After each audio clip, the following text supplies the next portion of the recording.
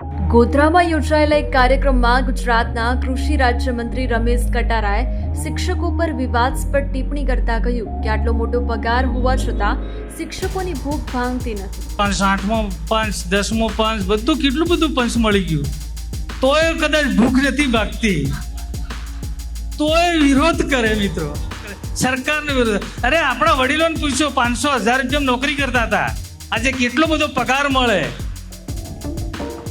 તો કામ કરવા તૈયાર નથી.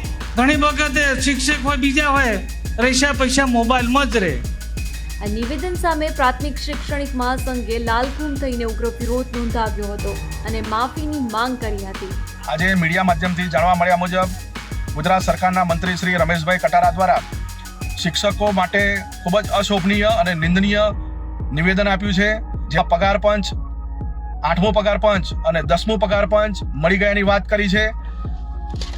એ બિલકુલ તદ્દન ખોટી વાત છે. સાથે સાથે શિક્ષકોનું પેટ નથી ભરાતું એ પ્રકારનું નિવેદન આપ્યું છે, જેને અખિલ ભારતીય રાષ્ટ્રીય શૈક્ષિક મહાસંઘ સખત શબ્દોમાં વખોડે છે અને ગુજરાત સરકારના મંત્રીશ્રી પાસે આ નિવેદન પાછું ખેંચવાની માંગ કરે છે અને ગુજરાતના 2.5 લાખથી વધારે શિક્ષકો સમક્ષ માફી માંગવાની પણ માંગ કરે છે.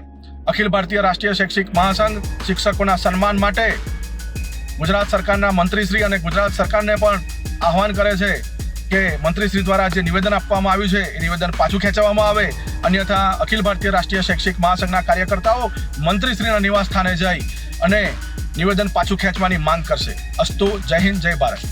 વિવાદ ભખડતા આખરે મંત્રી રમેશ કટારાએ નમતા જોખી એક વિડીયો જાહેર કર્યો છે, જેમાં પોતાના શબ્દો પાછા ખેંચીને સમગ્ર શિક્ષક આલમની માફી માંગી લીધી છે. નમસ્કાર શિક્ષક મિત્રો, જ્યારે ગોધરા સંમેલન રાખ્યું હતું ત્યારે મારા વખતે મારાથી કંઈક બોલાઈ ગયું હોય તો હું શિક્ષક મિત્રોને માફી માંગુ છું અને મારા શબ્દો હું પાછો કહેશું છું.